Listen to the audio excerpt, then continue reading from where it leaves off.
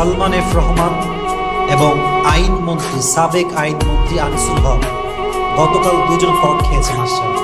দুইজনই নৌকার প্রার্থী, দুইজন নৌকাতে ডেডিকেশন তাকে বলে, দেখেন ডেডিকেশন। যেখানে দল করেছি সেখানে আমি মরবো, যেই জিনিসটা আমার প্রতীক ওখানে আমি মরবো, ওখানে আমি বাঁচবো।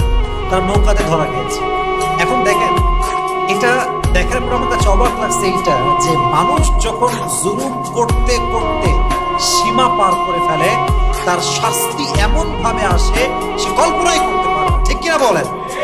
আচ্ছা, এই যে সালমান এফ রহমান, সাবেক আইনমন্ত্রী আনিসুল হক, তারা কি কখনো ভেবেছে যে মাত্র এক সপ্তাহ পরে আমাদের পুরো জীবনে এইরকম কট নেমে আসবে?